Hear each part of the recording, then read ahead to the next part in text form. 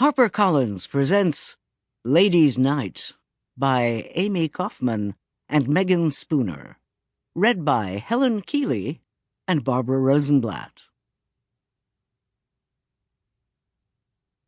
For Freya, you are never alone.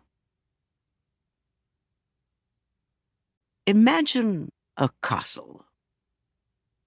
You've probably done this before, but in case you need a bit more guidance, imagine there are towers and spires and jagged crenellations made of grey stone. Colourful pennants fly from the rooftops, bearing a vicious-looking bronze dragon against a scarlet backdrop.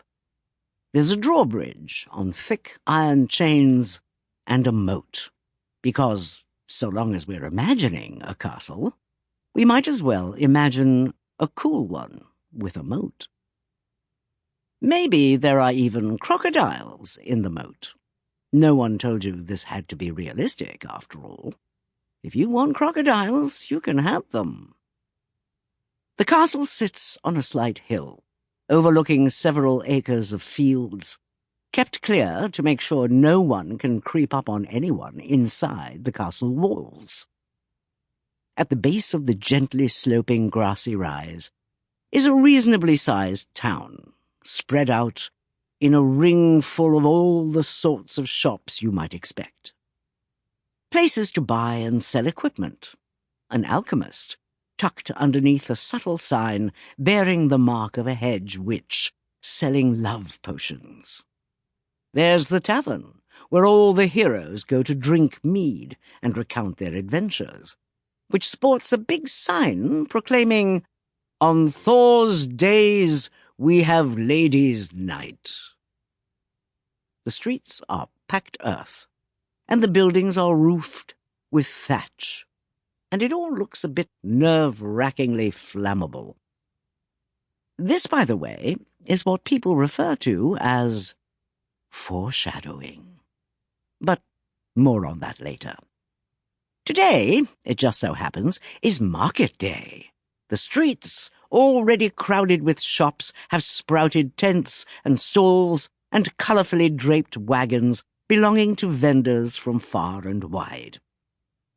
The lord of the castle has recently reopened the gold mine on the other side of the forest, and the influx of wealth has brought every able-bodied and able-wagoned merchant for miles around to this spot.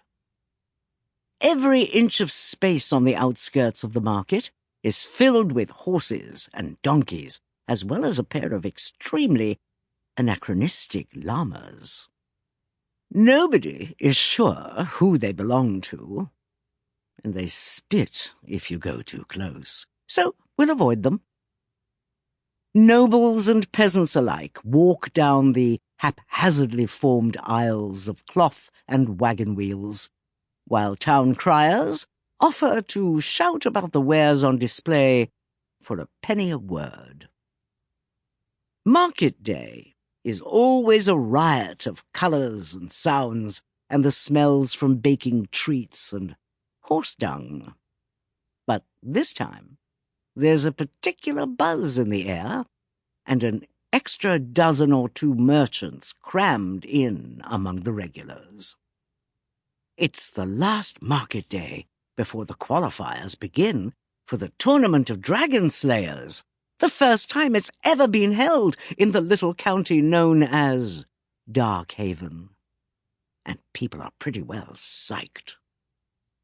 But let's, real quick, go back up to the castle gates, because something's happening there that will prove extremely relevant to our story.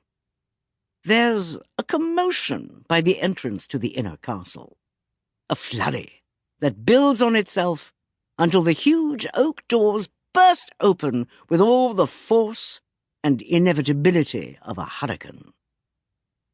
Out comes a group of girls, leaving the somewhat baffled and helpless guards to stare after them as they fall into a perfect V formation that any troop of soldiers or flock of geese would envy. Their leader, at Sample complete. Ready to continue?